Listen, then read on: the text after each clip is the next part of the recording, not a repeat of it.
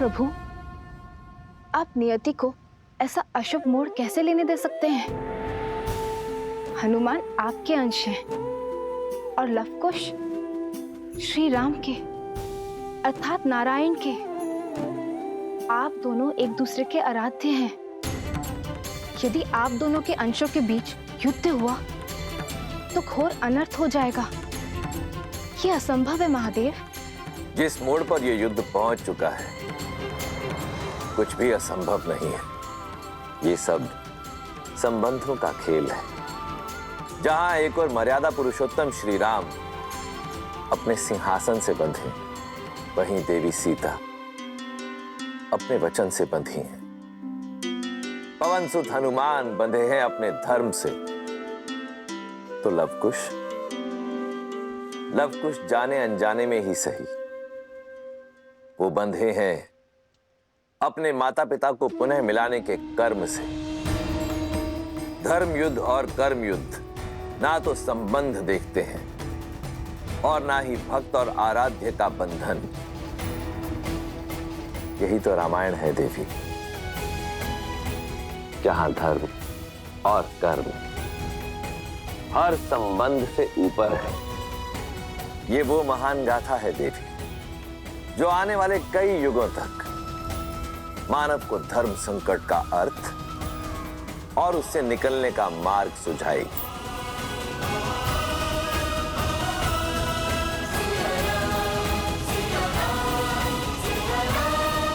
आप दोनों की मंशा युद्ध है। हमारी मंशा केवल आग्रह की है। आप हमारे उद्देश्य के बीच में मत आइए हनुमान जी। विश्वास रखिए, हम आपका अश्व खोजेंगे भी और लौटा भी देंगे, किंतु यज्ञ पूर्ण करने के लिए श्री राम को अपना निर्णय बदलना होगा। माता सीता को अपनाना होगा।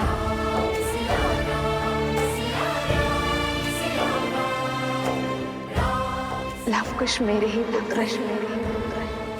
ये कैसा धर्म संकट है?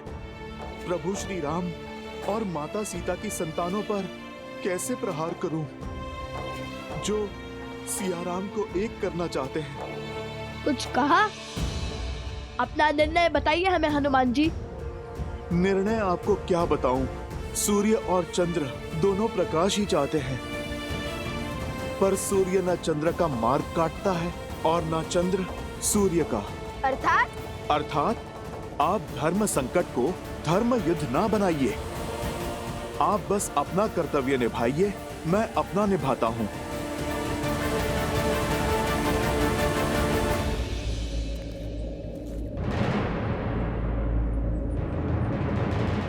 रुक जाइए हनुमान जी। हमें वार करने पर विवश मत कीजिए। हनुमान जी, हनुमान जी, हनुमान जी, इनके पग तो रुक ही नहीं रहे हैं। अब क्या करें? कैसे रोके इन्हें? राम भक्त उद्देश्य पूर्ति के लिए निकले हैं, हमारे रोके नहीं रुकेंगे। लगता है हमें इन पर हमारे बाणों का प्रयोग करना ही होगा। किंतु सहायता करने वाले पर प्रहार कैसे करेंगे भैया? अब कैसे लड़ेंगे इनसे?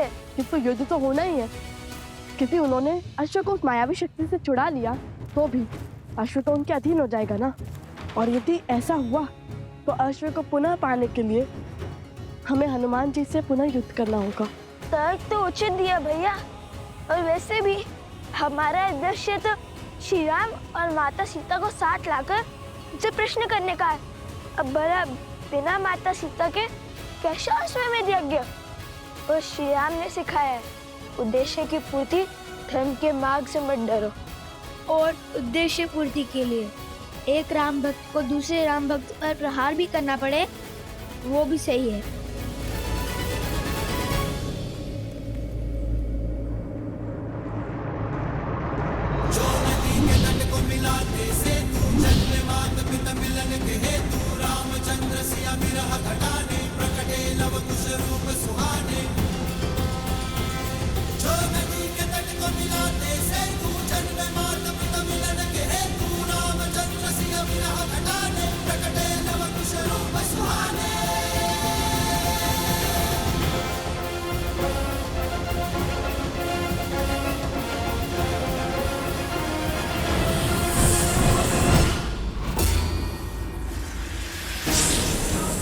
हनुमान जी।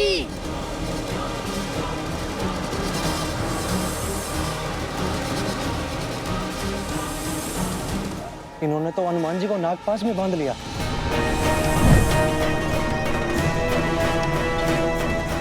हमें इस सर्प को भेजना ही होगा कुश। भयभीत ना हो हनुमान जी, हम अभी। अरे ये बुलाने के स्थान पर रुक जाने का संकेत क्यों दे रहे हैं आप?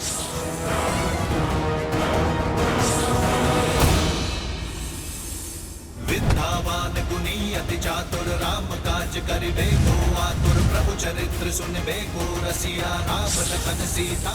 एक हाथ में सर्प का मुख और दूसरे में उसकी पूंछ।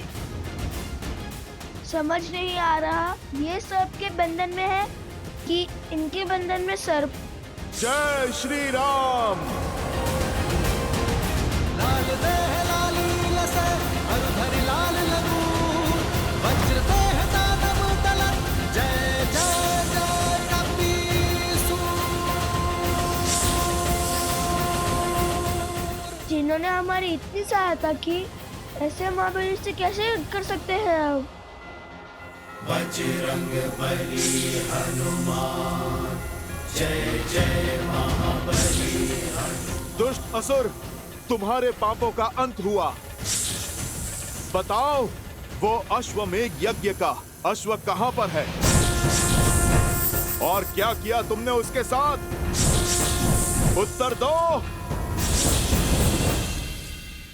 राजकुमार, उन दोनों ऋषि कुमारों ने हनुमान जी को नागपाश में बांध दिया है। पता नहीं हनुमान जी जैसे महाबली अजय योद्धा कैसे उनके पाश में फंस गए। अवश्य ही वो दोनों ऋषि कुमार असाधारण हैं।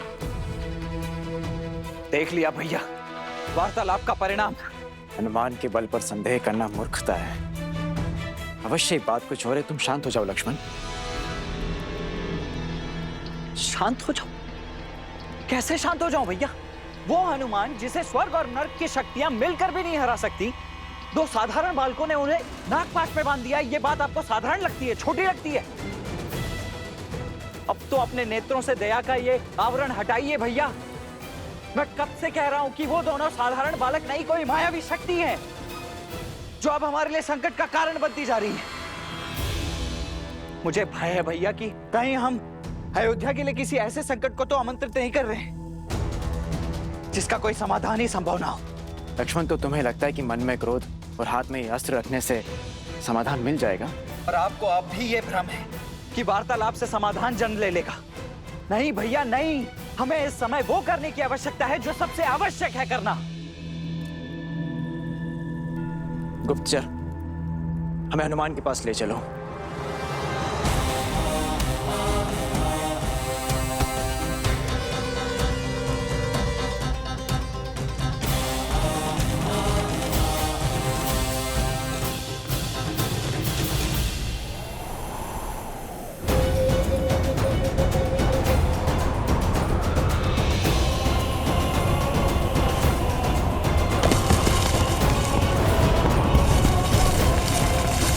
संभालिए।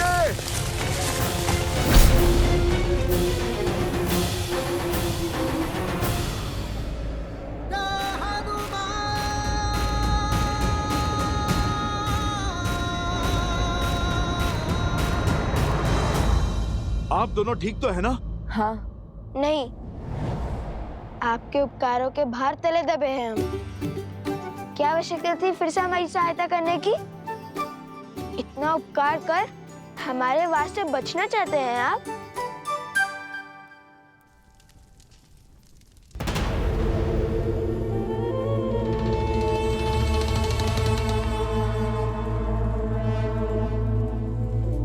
यहाँ खड़े खड़े सूर्य को क्यों ताक रहे हैं महाराज? प्रतीक्षा कर रहा हूं बानासुर, एक पहर, इस एक पहर के बीतने की। और फिर क्या होगा? संसार का सबसे बड़ा यज्ञ वंश होगा। राम नाम की जिस धागे से पूरा समाज बंधा है, उस धागे का रेशा स्वाहा होगा। स्वाहा होगा राम राज्य। स्वाहा होंगे लवकुश के स्वप्न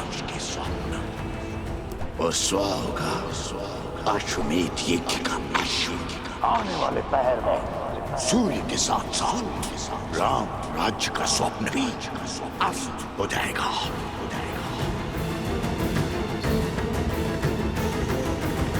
क्या हुआ? केवल इतना सा कार्य तो मैं भी कर सकता था महाराज। फिर मेरे स्थान पर आपने उस सर्प को क्यों भेजा? अश्व तो मैंने भी खोज लिया था। तुम तो अश्व तक पहुंच भी नहीं पाए थे, मार्ग में ही धराशायी हो गए थे। और वो सर्प मेरा परम सेवक है, मेरे लिए हंसते हंसते अपने प्राण तक निछावर कर सकता है। अब समय व्यर्थ करने का क्या तुक? हम उस अश्व को मार क्यों नहीं देते? राम ने क्या रावण को इतनी सरलता से मारा था? दिन प्रतिदिन तड़पाया था उस राम ने मेरे भ्राता को, उसके पुत्र को, समस्त राक्षस कुल को और मेरे पुत्रों को भी। मैं भी उसकी वही अवस्था करूंगा। एक और ये पैर समाप्त होते ही वो अश्व मरेगा और दूसरी ओर मेरा मायावी सर्प हनुमान को दी लेगा और दोष बनेगा लवकुश के सिर। और जब अपराध इतना घोर होगा तब राम को भी विवश होकर अपने ही हाथों से अपने पुत्रों को मृत्यु के घाट उतारना होगा। प्रहार ऐसा हो कि मारने वाला भी रोए और प्रहार सहने वाला भी सहने वाला।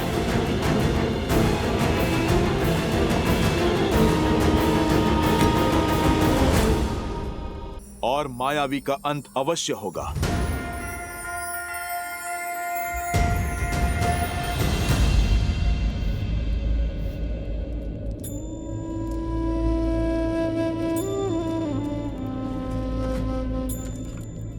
प्रकृति ने अकस्मात कैसे भयावह करवट ली है। नदी में भी तीव्र उफान है। अच्छा हुआ जलाने के लिए हमारे पास लकड़ियां हैं।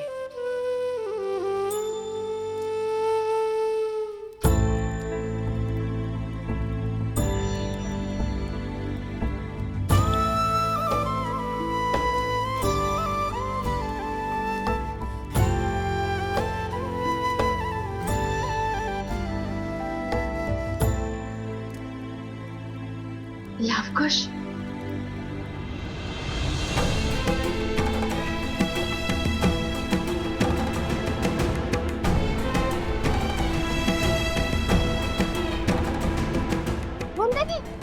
देवी तो यही आ रही है। लवकुश के बारे में पूछा तो क्या कहेंगे हम? वनदेवी हमसे कुछ क्यों पूछेंगे? भैया, आपको अपने पुत्रों की सूचना लाने के लिए तो भेजा था ना उन्होंने।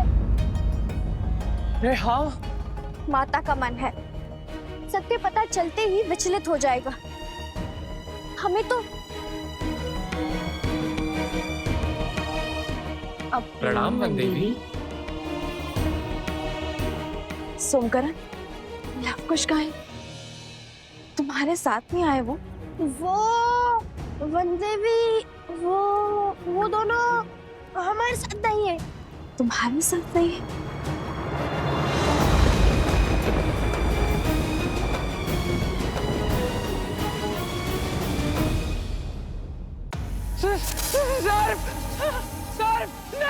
नहीं। क्या इतना बड़ा सर्प?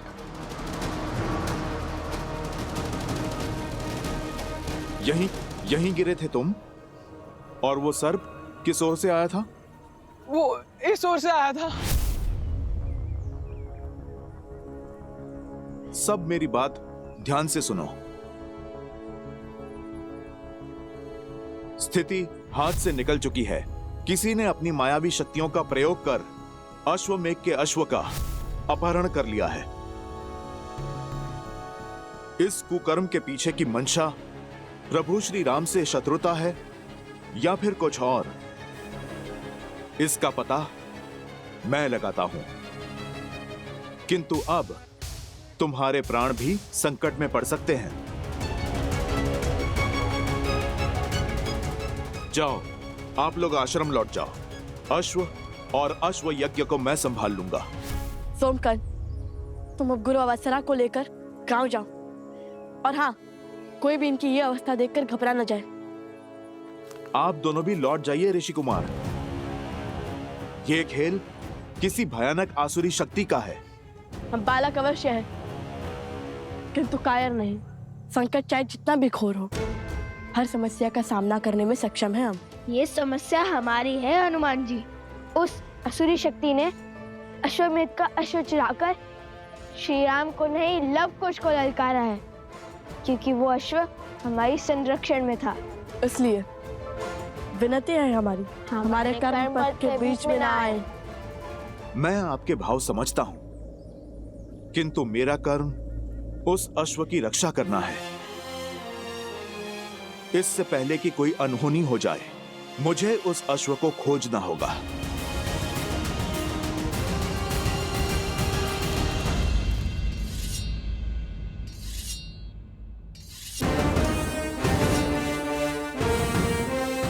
हर और गुप्तचरों को भेज दिया है राजकुमार भरत। हनुमान जी से भेंट होते ही उन्हें आपसे मिलने का आदेश देने को कहा है।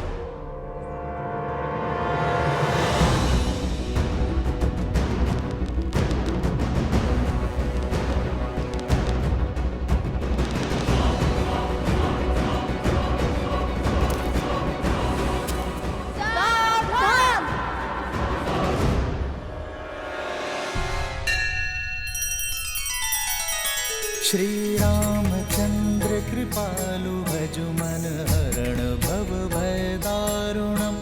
नव कंज लोचन कंज मुख कर कंज पद कंजारुणम।